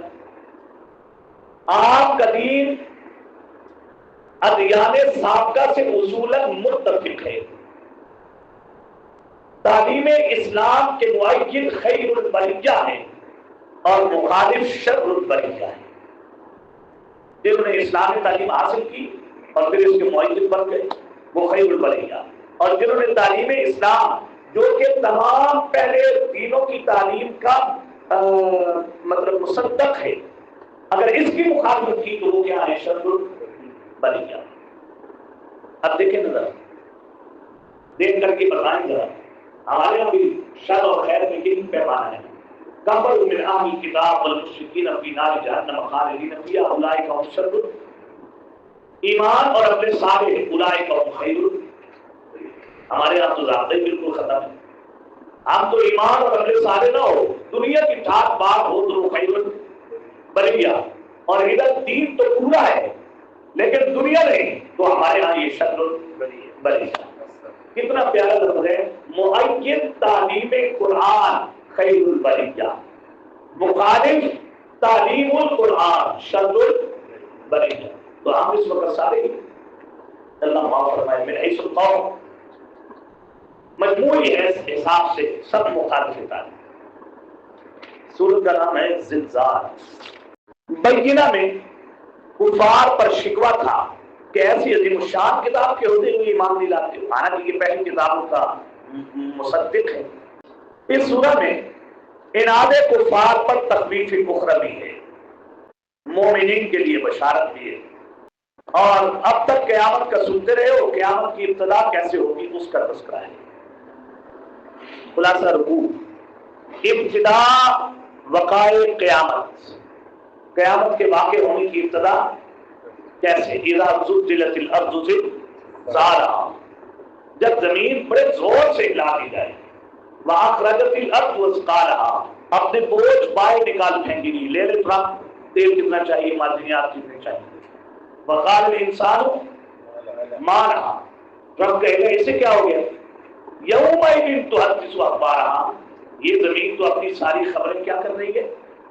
بیان کر رہی ہے. بِأَنَّ رَبَّكَ أَوْحَىٰ، یہ آخر میں دیکھیں سیکنڈ لاسٹ میں فَمَن يَعْمَلْ مِثْقَالَ ذَرَّةٍ خَيْرًا يَرَهُ، بشارت. نیچے فَمَن يَعْمَلْ مِثْقَالَ ذَرَّةٍ شَرًّا يَرَهُ. سورت کا نام ہے عادیات. زلزال میں تخویف تھی، کر لو برے عمل، اس دن سارے کھل کر سامنے آئے، زمین بھی تمہارے خلاف گواہیاں دے گی وغیرہ وغیرہ. اب اس سورہ میں ظلم کفار کا شکوہ ہے. کفار نے کیا کیا؟ خلاصہ کافر انسان کی بیماری کا شکوہ، اس کا سبب اور اس کا علاج بتایا گیا. تو یہ خلاصہ رکھوں، بیان مرض، واہ، سبب مرض، علاج مرض، بیان سبب علاج والعادیات ضبحا، یہ قسم کار ہے. ان الانسان لربہ لکنود. کون سا کینسر ہے؟ نشوری. وَإِنَّهُ لَعَلَىٰ ذَٰلِكَ لَشَهِيدٌ وَإِنَّهُ لِحُبِّ الْخَيْرِ لَشَدِيدٌ أَفَلَا يَعْلَمُ إِذَا بُعْثِرَ مَا فِي الْقُبُورِ. یہ جانو، یہ ذہن میں رکھو کہ ہم نے قبروں سے اٹھایا جانا ہے، جو دلوں میں ہے یہ ظاہر کیا جائے گا. إِنَّ رَبَّكُمْ بِهِمْ يَوْمَئِذٍ لَخَبِيرٌ. سورت کا نام ہے قاریہ. یہ جو جن پر شکوہ کیا گیا سورت العادیات میں، ان کے لیے القاریہ میں ڈراوا ہے.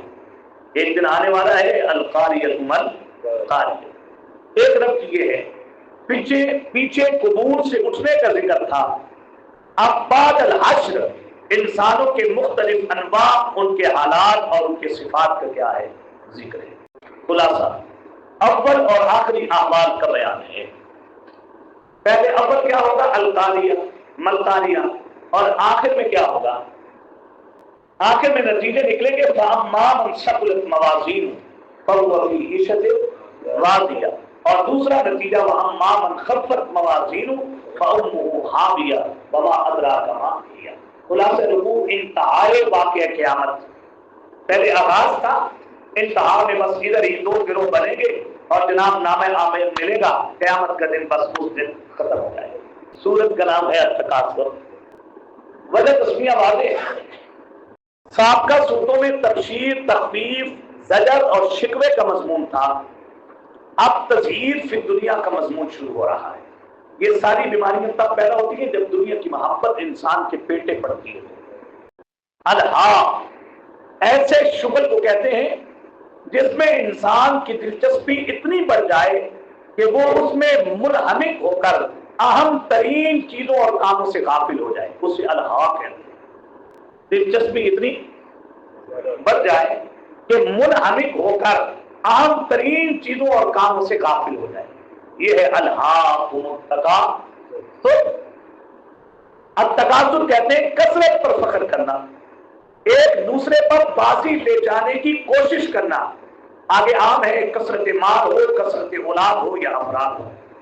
خلاصہ رکھو، توجہ سے سنیے.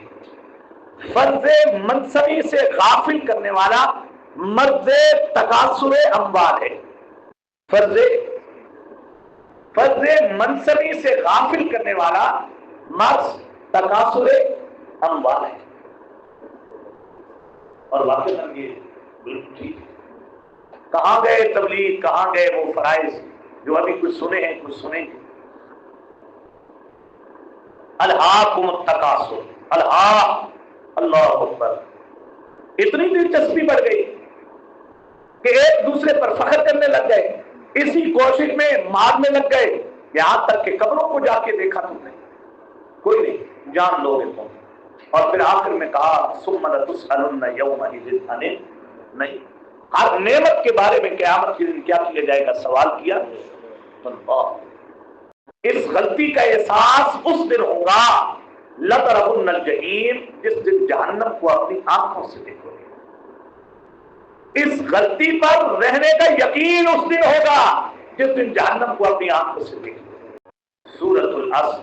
سورۃ التکاثر میں تزہیر فی دنیا کا مضمون تھا. اب العصر میں بھی یہی مضمون ترقی کے ساتھ ذکر کیا جا رہا ہے کہ کثرت مال و اولاد پر فخر کرتے ہو.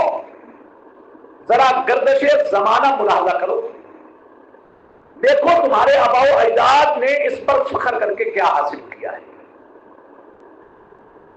اس صورت میں گزشتہ صورتوں غفلت اور اسباب غفلت کا بیان تھا. اب اس صورت میں فلاح اور اسباب فلاح کا بیان کیا جا رہا ہے. پہلے غفلت تھی، نتیجے تم سن آئے. اب اس سورہ میں فلاح کا مضمون اور اسباب فلاح کا بیان ہے. خلاصہ رکوع اقوام عالم کی کامیابی، کیا عجیب بات ہے، اقوام عالم کی کامیابی اصول اربع پر ہے. پہلا آمن، دوسرا عمل الصالحات، تیسرا تواصی بالحق اور چوتھا تواصی بالصبر. وقت بچا تو پھر انشاءاللہ سورہ عصر سے سورہ حمزہ تک ایک خاص بڑا وقت ہے، بڑا بہترین، انشاءاللہ وہ ذکر کریں گے. ادروائز انشاءاللہ یہی کافی. سورت کا نام ہے الہمزہ. پہلی دو سورتوں میں تغییر فی دنیا کا مضمون تھا. سبق میں تقدیم و تاخیر اہمیت کے پیش نظر ہے. سورہ الحدید سے لے کر جہاں تک میں نے سبق ابھی شروع کیا، یہ الگ نشست ہے، وہ سبق تو خدا کی قسم ہے ایک آنکھیں کھول دینے والا سبق ہے کہ قرآن کے تقاضے کیا اور ہماری زندگیاں کیا، حیران کر کے رکھ دے گا. اس لیے انشاءاللہ یہ سننے پھر دیکھتے ہیں. پہلی دو صورتوں میں تغییر فی دنیا کا مضمون تھا. اب اس صورت میں مال و دولت جمع کرنے والے اور کثرت پر فخر کرنے والوں کے لیے تخفیف ہے اور خسران کا تفصیلی بیان ہے. نقصان ہوگا کیا ہے. ہائے ہائے، حضرت نے جو لکھا ہے خلاصہ سنیے. زر پرستوں سے سلوک الہی کا بیان، زر پرستوں سے ویل لکل ہمزہ الذی جمع مالا وعددا یحسب ان مالہ اخلدا کلا لینبذن فی الحطمہ وما ادراک ما نار اللہ الموقدہ. یہ زر پرستوں کے ساتھ سلوک الہی، ایسی آگ التي تطلع على الافئدہ جو سیدھا دل پہ اثر کرے. انہا علیہم موصدہ، چاروں طرف سے بند کر کے بڑا بھٹے کی طرح لمبا جیسے اس کا وہ ہوتا ہے، ایسے ستون بنا کر ایسی آگ میں زر پرست آدمی کو ڈال دیا جائے گا. سورت کا نام ہے فیل. تزہید فی دنیا کے بعد اور اس کا اخروی خسارہ سننے کے بعد اب سورہ فیل میں ایک نمونہ تمہارے سامنے ذکر کیا جا رہا ہے، جس کا حال یہ ہے کہ دنیاوی مال اور جاہ و جلال پر مغرور ہو کر ایمان و توحید کے مرکز کو مٹانے کی کوشش کرنے والوں کو دنیا سے مٹا دیا جاتا ہے. اور یہ جو قدم اٹھتے ہیں اتنی بڑی جرأت، پیچھے وہی تزہید فی دنیا نہیں ہوتی. دنیا کی محبت کے نشے میں آ کر اگر تمہارے اوپر بھی دنیا کا نشہ سوار ہو گیا، انجام وہی ہوگا جو اصحاب فیل کا ہوا. سنیے خلاصہ رکوع سورت. توہین شعائر اللہ سے دائمی ذلت کا لزوم ہوتا ہے. توہین جو آدمی اللہ کے شاعر کی توہین کرتا ہے، پھر ایسی ذلت ملتی ہے کہ بس وہ لازمی ہو جاتی ہے، پھر حصہ بن جاتی ہے. ہاں، توہین شاعر اللہ سے دائمی ذلت کا لزوم. الم تر کیف فعل ربک باصحاب الفیل، دیکھ لو کتنا تگڑا تھا. الم یجعل کیدہم فی تضلیل، اللہ نے اس کی تدبیریں بیکار نہیں بنا دی. وارسل علیہم طیرا ابابیل، اللہ نے ابابیل بھیجے. ترمیہم بحجارۃ من سجیل فجعلہم کعصف مأکول، کھائے ہوئے بھوسے کی طرف کیا. سورت کا نام ہے قریش. مرکز توحید کعبۃ اللہ کو مٹانے والوں کو اللہ نے مٹا دیا. اب تم کو چاہیے کہ تم بیت اللہ کے رب کی عبادت خلوص کے ساتھ کرو. تم اپنے رب کی عبادت. خلاصہ فرائض علماء کرام و صوفیاء اعظام، اپنے فرائض منصبی ادا کرو. یہ سورہ قریش میں لإلاف قریش إلافهم رحلة الشتاء فليعبدوا رب هذا البيت الذي أطعمهم من جوع وآمنهم من خوف. سورت کا نام ہے ماعون. اس سورہ مبارکہ میں بھی تزہید فی دنیا کا تذکرہ ہے. تزہید فی تکذیب قیامت، یتیموں اور مسکینوں پر خرچ نہ کرنے اور نمازوں میں غفلت کرنے پر زجر، یا امراض روحانیہ کا بیان ہے جو دین و دنیا کی سعادت سے محروم کر دیتے ہیں. ایسی امراض جو دین و دنیا کی سعادت سے محروم کر دیتے ہیں. ارائیت الذی، اور خلاصہ اس کا رکوع کا اوصاف مکذبین قیامت. ارائیت الذی یکذب بالدین، دین و دنیا کی سعادتوں سے جو چیز محروم کرتی ہے وہ قیامت کا جھٹلانا ہے. فذلک الذی یدعو الیتیم، وہ یتیموں کو کیا دینا ہے؟ وہ مسکینوں کو کھانا نہیں کھلاتے. فویل للمصلین، جو نماز میں سستی کرتے ہیں.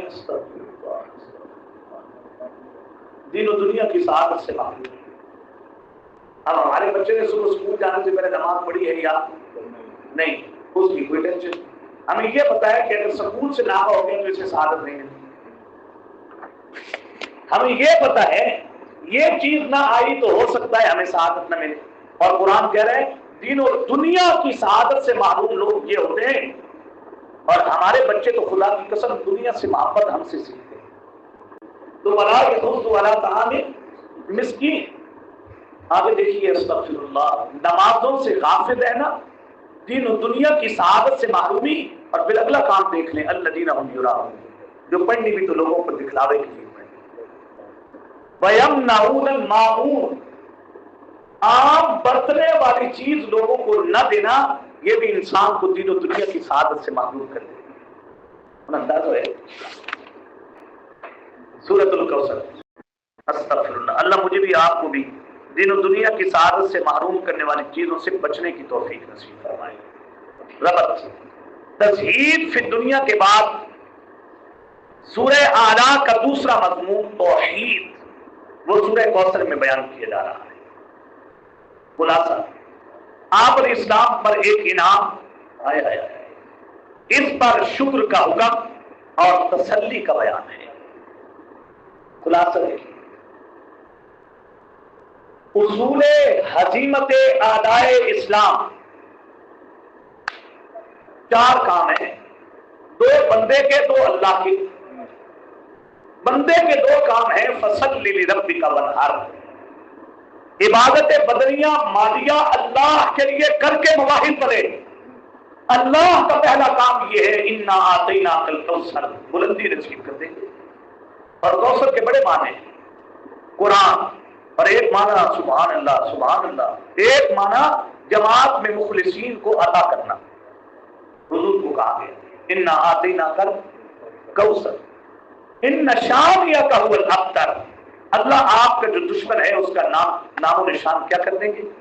مٹا دیں.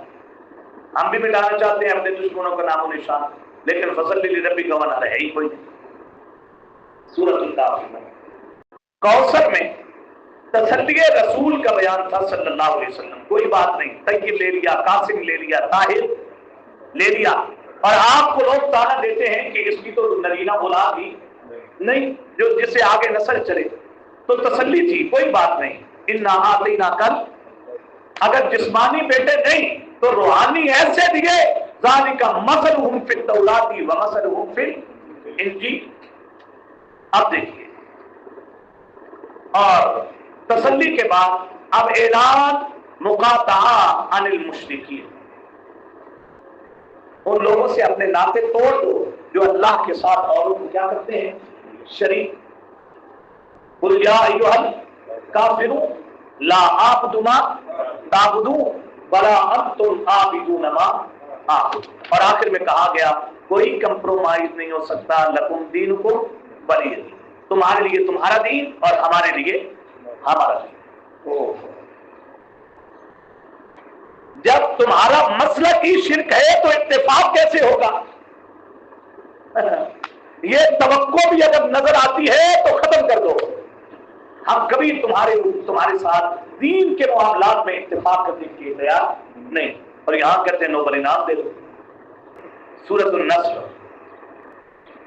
کافرون میں تھا کہ مقاطعہ عن الکفار کرو. ہائے ہائے ہائے ہائے، جب تم مقاطعہ عن الکفار کر دو گے عقیدہ توحید کی بیس پر، اس کی بنیاد پر تو پھر تمہارے ساتھ اللہ کی نصرت کے وعدے ہوئے. اذا جاء نصر اللہ والفتح. جب ادھر مقاطع ہی نہیں کرنا تو پھر ہم اڑان کیسے بھر سکتے ہیں؟ یہ اڑان ہوگی تب جب تم ان سے مقاطع کرو، اپنے تعلق کو توڑ ڈالو. خلاصہ، نصرت خداوندی، فتح کی خوشخبری، اس کی علامت لوگوں کا جوق در جوق بغیر لڑائی اسلام میں داخل ہونا، اور اے مسلمانوں ظہور نصرت کے وقت استغفار، تسبیح، تحمید کثرت سے کرو. اور یہ آپ دیکھ لیں جہاں جہاں آج بھی لوگ الحمدللہ کچھ تھوڑا بہت غلبے کے قریب پہنچتے ہیں، ان کا طرز عمل وہی ہوتا ہے جو حضرت نے فتح مکہ کے موقع پہ کیا تھا اور جو یہاں پہ ہوا. خلاصے رکوع، رسول اللہ صلی اللہ علیہ وسلم کی کامیاب زندگی کی حد اور انتقال پرملال کی پیشن گوئی یہ سورہ مبارکہ میں کہا گیا. تو سورۃ النصر میں حضرت نبی اکرم صلی اللہ علیہ وسلم کی کامیاب زندگی کی حد بس اذا جاء نصر اللہ والفتح حضرت ہو گیا ہے. اب کیا کرنا ہے؟ نبی اکرم صلی اللہ علیہ وسلم کی دنیا سے جانے کے وقت کہا جا رہا ہے فسبح بحمد ربک واستغفر. سورت کا نام ہے الکافرون میں مقاطعہ عن المشرکین کا بیان تھا، النصر میں نصرت کا مضمون تھا. اب ہلاکت عدو کا بیان ہے. جو تمہارے ساتھ دشمنی کرے گا ہم ان کو کیا کر دیں گے؟ ہلاک کر دیں گے. اور اس سورہ مبارکہ میں ہلاکت عدو کا نمونہ پیش کیا گیا. ابو لہب اور اس کی بیوی سخت دشمنان اسلام میں سے تھی، اگر وہ ہلاک کر دیے گئے تو تم باز نہ آئے تو تم بھی کیا کر دیے جاؤ گے؟ ہلاک. خلاصہ دیکھیے، تبلیغ حق میں حارج، جو تبلیغ حق میں کیا بنے؟ رکاوٹ بنے، تبلیغ حق میں حائل ہو، ان کا وہی انجام ہوگا جو ابو لہب کا انجام ہوا تھا. اب یہاں حق بولتے ہی کوئی بولے تو اس کے انجام بڑے خطرناک ہیں. مطلب پتھر مارے سنے استعمال کی قسم. اور سورت کا نام ہے اخلاص. مشرکین اسلام سے مقاطعہ، مومنین کی نصرت اور دشمن کی ہلاکت کے بعد توحید کا کھلا مکھلا اعلان کیا جا رہا ہے. یہی ہر مسئلے کی بنیاد ہے. خلاصہ، ممتاز توحید اسلام کا ذکر قل هو اللہ احد اللہ الصمد لم یلد ولم یولد ولم یکن له کفوا احد. سورۃ الفلق اور سورۃ الناس. وجہ تسمیہ واضح ہے. سورہ اخلاص میں مسئلہ توحید سنانے کا حکم تھا. قل هو اللہ احد. اے نبی صلی اللہ علیہ وسلم کہیے کہ اللہ کی ذات کیا ہے؟ ایک ہے. اب کہا جا رہا ہے دشمن توحید دوسرے حربوں کے ساتھ ساتھ ایذائے رسانی کے ساتھ ساتھ اے نبی آپ پر جادو کا حربہ بھی کیا کر سکتے ہیں؟ استعمال کر سکتے ہیں. لہذا اپنے آپ کو جادو سے محفوظ رکھنے کے لیے ہم آپ کو یہ کہہ رہے ہیں آپ سورۃ الفلق کی تلاوت بھی کثرت سے کیا کریں اور سورۃ الناس کی تلاوت بھی کثرت کے ساتھ کیا کریں. اس سورہ مبارکہ میں 4 چیزوں کے شر سے پناہ مانگی گئی ہے اللہ کریم کی. نمبر 1 ساری مخلوقات کا شر، نمبر 2 اندھیروں کا شر، نمبر 3 وہ عورتیں جو گروہ میں دم کر کے جادو کرتی ہیں ان کے شر سے حفاظت، اور حاسد کا شر. یہ 4 چیزیں ہیں جن سے کہا گیا کہ تم ان کے شر سے بچنے کے لیے کس کی پناہ میں آؤ؟ اللہ کی پناہ میں. اب سورۃ الناس کا سنیے ذرا. تعلق تو اس کا اسی سورت کے ساتھ ہے، لیکن اس میں پہلے تو شرور اربع سے پناہ کا ذکر تھا. اب سورۃ الناس میں صرف شر شیطانی سے پناہ کا ذکر ہے، چاہے وہ شیطان جنوں کی شکل میں ہو یا وہ شیطان کس کی شکل میں ہو؟ من الجنت والناس اس کو کہا گیا. سورہ فلق جو ہے اس میں ایسی ضرر رسانیوں کا تذکرہ ہے، ایسی چیزوں کی پناہ جو انسان کو جسمانی طور پر کیا دیتی ہے؟ ضرر دیتی ہے۔ اگر تم نے ایسی چیزوں سے حفاظت چاہنی ہے تو تم کس کی پناہ میں آؤ؟ اللہ کی پناہ میں آؤ۔ اور سورۃ الناس میں اللہ نے ان نقصان دہ چیزوں کو ذکر کیا ہے کہ جن سے بچنے کے لیے اللہ کی پناہ میں آنا ہے۔ اس سے مراد ایسی چیز ہے جو انسان کی روح کو کیا دیتی ہے؟ نقصان۔ دو قسم کی چیزیں، کچھ انسان کو بدنی طور پر نقصان دیتی ہیں اور کچھ چیزیں ایسی ہیں جو روحانی طور پر کیا دیتی ہیں؟ نقصان دیتی ہیں۔ اگر تم جسمانی ضرر رسا چیزوں سے بچنا چاہتے ہو تو سورہ فلق میں کہا گیا قل اعوذ برب، اللہ کی پناہ میں آؤ۔ اور اگر تم روحانی ضرر پہنچانے والی چیزوں سے پناہ میں آنا چاہتے ہو اللہ کی، تو تمہیں چاہیے کہ تم کیا پڑھو؟ قل اعوذ برب الناس۔ اب آگے دیکھیے، سورۃ الفلق میں اللہ کی ایک صفت ہے قل اعوذ برب، بس لفظ رب ہے، آگے کیا ہے؟ من شر ما ومن شر غاسق اذا، سارا وہی۔ لیکن سورۃ الناس میں اللہ پروردگار عالم کی 3 صفات کو بیان کیا گیا ہے۔ اب وہاں پر ایک صفت اور یہاں پر کتنی صفتیں ہیں؟ 3۔ یہ کیوں؟ اس کی وجہ یہ ہے کہ سورۃ الفلق میں دنیاوی شرور سے پناہ کا تذکرہ ہے اور سورۃ الناس میں دینی جو چیز شر پہنچانے والی ہے روح کو، اس کا کیا ہے؟ تذکرہ ہے۔ اور کہا یہ گیا، اشارہ اس بات کی طرف کیا گیا کہ جو جسمانی ضرر رسا چیزیں ہیں نا، ان کا نقصان کیا ہے؟ کم۔ اس لیے وہاں اللہ کا ایک وصف ذکر کیا گیا، اور جو روح کو نقصان پہنچانے والی چیز ہے نا، اس کا نقصان کیا ہے؟ زیادہ۔ اس لیے وہاں پر اللہ کی 3 صفتوں کو کیا کیا گیا؟ ذکر کیا گیا۔ دنیا کے نقصان یہ قابل برداشت ہے، یہ ساری چیزیں قابل، اگر یہ کبھی ختم نہ بھی ہو، اللہ نہ کرے، جب موت بندے پہ آتی ہے تو یہ سارے نقصانات کیا ہو جاتے ہیں؟ ختم ہو جاتے ہیں۔ یہ ساری ضرر رسا چیزیں انسان سے ہٹ جاتی ہیں۔ لیکن اللہ نہ کرے اگر انسان کو روحانی طور پر کسی چیز میں نقصان دے دیا تو یہ نقصان مرنے کے ساتھ ختم نہیں ہوگا، یہ تو ہمیشہ ہمیشہ کے لیے انسان کے کیا رہے گا؟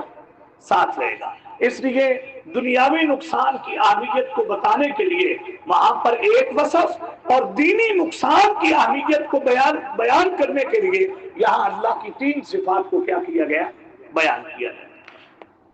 بہرحال ایک اصول ہے، بزرگوں نے لکھا ہے، جب بھی انسان کو کھیتی بوتا ہے اس سے فائدہ حاصل کرنے کے لیے انسان ہر قسم کے شر سے جو کھیتی کو نقصان پہنچاتی ہے، کھیتی کی کیا کرتا ہے؟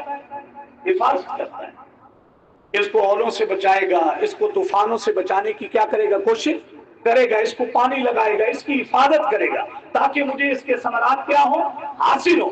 تو یہ جو دین ہے، اگر اس سے بھی انسان کو اگر مطلوبہ فوائد حاصل کرنے ہیں اور اس کھیتی کے ثمرات کاٹنے ہیں تو اس کی بھی حفاظت کرنی ہے، اور اس کی حفاظت جن شرور اور فتنوں سے کرنی ہے اس کے لیے اللہ کی پناہ میں آنا کیا ہے؟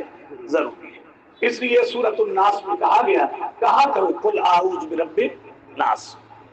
آخری بات یہ ہے کہ پروردگار عالم نے ان روحانی شرور سے پناہ کے لیے جہاں اپنی 3 صفات کا ذکر کیا اور میری پناہ میں آؤ، لیکن اس کا علاج ذکر کرتے ہوئے سورہ نحل میں کہا فَإِذَا قَرَأْتَ الْقُرْآنَ فَاسْتَعِذْ بِاللَّهِ مِنَ الشَّيْطَانِ الرَّجِيمِ۔ قرآن اگر تم پڑھو گے تو اس کی برکت سے اللہ پروردگار عالم تمہیں روحانی اور جسمانی تمام شرور سے کیا دے گی؟ پناہ دے گی۔ اللہ کریم مجھے بھی آپ کو بھی کئی سنی بات پر عمل کی توفیق نصیب فرما دے۔ یہ مختصر سا سبق تھا جو میں نے آپ حضرات کے سامنے ذکر کر دیا۔ اب انشاءاللہ تعالی اس کے متصل ہی ہم نماز پڑھیں گے اور نماز کے بعد پھر انشاءاللہ اگلے پروگرام کو چلائیں گے۔ اس سے پہلے تھوڑی دیر کے لیے دعا کر دیجیے۔ الحمدللہ رب العالمین والعاقبۃ للمتقین والصلاة والسلام علی اشرف الانبیاء والمرسلین۔ اللہم لک الحمد ولک الشکر کلہ، اللہم اعنا علی ذکرک وشکرک وحسن عبادتک۔ یا اللہ ہم تیری ذات کے شکر گزار ہیں، آپ نے قرآن مقدس کے ساتھ تعلق قائم کرنے کی توفیق دی، اور ان 40 دنوں میں اللہ ٹوٹے پھوٹے انداز میں قرآن کی تکمیل بخشی ہے۔ یا اللہ ہم سب کو اس کا اجر اپنی شان کے مطابق نصیب فرما، اس میں ہونے والی کمی کوتاہیوں کو اللہ اپنے فضل و کرم سے معاف فرما، ہر وہ سبب جو عمل کو ضائع کر دے ایسے برے موذی اثرات سے اللہ ہم سب کو محفوظ فرما۔ یا اللہ جن جن ساتھیوں نے اس مجلس کو قائم کرنے میں ہمارا ساتھ دیا اور رونق بنتے رہے اور اپنی دلچسپی کو ظاہر کیا، خواتین جو الحمدللہ اس درس میں آتی رہی، کارگزاری پہنچتی تھی، ان کی دل لگی قرآن کے ساتھ یہ قابل داد ہے۔ یا اللہ ان مستورات کو بھی اپنی شان کے مطابق جزا نصیب فرما۔ اور کچھ لوگ ایسے تھے جن کی شرکت سے میرا دل اتنا مطمئن ہوتا تھا کہ ان لوگوں کی شرکت سے اللہ ضرور ہمارے عمل کو قبول کرے گے۔ اللہ جو ان مخلصین کے اخلاص کی لاج رکھتے ہوئے ہمارے اس عمل کو اپنی بارگاہ عالیہ میں قبول و منظور فرما۔ تھکن بھی ہوئی جو کہ کچھ بھی نہیں، مجاہدہ بھی تھا جو کہ مجاہدوں میں سے کچھ مجاہدہ بھی نہ تھا، لیکن اللہ کچھ درجے کا تھا، اس کو اپنی بارگاہ عالیہ میں قبول و منظور فرما دی۔ یا اللہ جو لوگ جس درجے میں ہمارے معامل بنے، پروردگار عالم ہر ایک کو اپنی شان کے مطابق جزا نصیب فرما۔ اللہ ہم اس تکمیل کے موقع پر آپ سے ایک چیز کا سوال کرتے ہیں، اسے درجہ قبولیت بھی دیجیے، اور جب تک ہماری زندگی ہے ہمیں اس کام میں لگے رہنے کی توفیق نصیب فرمائیے، اور اللہ ہماری نسلوں کو قبول فرمائیے، اللہ ہماری اولادوں کو قبول فرمائیے۔ ہم نے اپنی اولادوں کو بگاڑنے میں کوئی کسر نہیں چھوڑی، دنیا کی ہر چیز جو انسان کے عمل کو ضائع کرتی ہے وہ ہمارے پاس ہے، لیکن اللہ یہ دل آپ کے انگلیوں کے درمیان ہے، آپ خیر پہ بدلنا چاہے تو بدل سکتے ہیں۔ اللہ ہمارے اور ہماری اولادوں کے دلوں کو خیر کی طرف مائل فرما دیجیے۔ جو ساتھی دعوت اور تبلیغ کے سلسلے میں ہماری کلاس کا ذریعہ بنے، یا اللہ انہیں بھی اپنی شان کے مطابق جزا نصیب فرما۔ اور اللہ جو ساتھی بالخصوص بڑی محنت، راتوں کی بیداری اور تھکن کے ساتھ یا اللہ اس کو اپلوڈ کرتے تھے اور اللہ تیری رضا کے لیے لوگوں تک پہنچاتے تھے، بلا مبالغہ مجھے باہر سے کئی لوگوں کی کال آئی، اپنے ملک سے، اپنے اس علاقے سے کئی لوگوں کی کال آتی تھی جب سبق جو ہے وہ اپلوڈ نہیں ہوتا تھا۔ یا اللہ تو ہمارے اس بھائی کی محنت کو اپنی بارگاہ عالیہ میں قبول و منظور فرما، اور یا اللہ ان جیسے مخلصین کی ہمیں قدر کرنے کی توفیق نصیب فرما، اور ان جیسے مخلصین کے اخلاص کی بدولت اللہ ہماری بھی سیئات کو حسنات میں تبدیل فرما۔ جتنے شرکائے کلاس رہے یا ہمارے ریگولر ہمارے اس نظم کے ساتھ کبھی نہ کبھی جڑتے ہیں، شریک ہوتے ہیں، یا اللہ ہر ایک کی نیک و جائز حاجات کو اپنے خزانوں سے پورا فرما۔ اور یا اللہ ہمارے ساتھی جو ہر اعتبار سے الحمدللہ جڑے، حوصلہ افزائی انہوں نے بخشی اور معاملات کے اندر انہوں نے معاونت کی، یا اللہ ہر ایک کو اپنی شان کے مطابق جزا نصیب فرما۔ پروردگار عالم ہم میں سے جن کے والدین حیات ہیں ہر ایک کو صحت والی، عافیت والی، خیر والی زندگی دے کر ان کا سایہ ان پر تعدیر فرمائیے، اور اس مجلس کے ثواب کی برکت سے انہیں صحت والی زندگی نیکی والی زندگی نصیب فرمائیے۔ جن کے والدین دنیا سے رخصت ہو گئے اللہ ہماری اس مجلس کا ثواب انہیں نصیب فرمائیے۔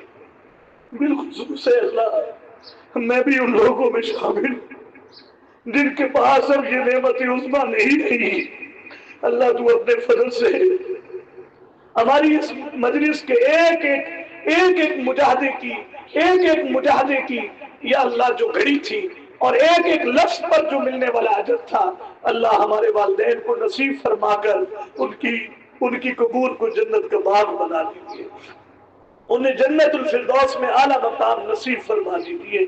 یا اللہ ہمارے ماں باپ کی مہربانیوں سے آج ہم اس مسند پر بیٹھنے کے قابل ہوئے، یا اللہ کچھ بولنے کے قابل ہوئے۔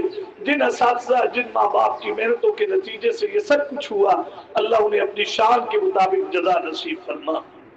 حضور صلی اللہ علیہ وسلم کی حدیث ہے، جب اولاد اپنے ماں باپ کو اصالِ ثواب کرتی ہے تو حضور نے فرمایا وہ اصالِ ثواب ان کی ارواح کو دے کر انہیں تحفۃً پیش کر کے کہا جاتا ہے، لو یہ تمہارے لیے ہدیہ تمہارے فلاں بیٹے کی طرف سے آیا ہے۔ اللہ جتنے بھائی اس مجلس میں ہیں اور بالخصوص میں بھی ہوں، اللہ تو ہماری اس مجلس کا ثواب ہمارے والدین کو دے کر آج یہ کہہ دیجئے کہ تمہارے فلاں بیٹے کی طرف سے یہ اجر آیا ہے، اللہ اس کی برکت سے ان کی سیئات کو معاف فرما دے۔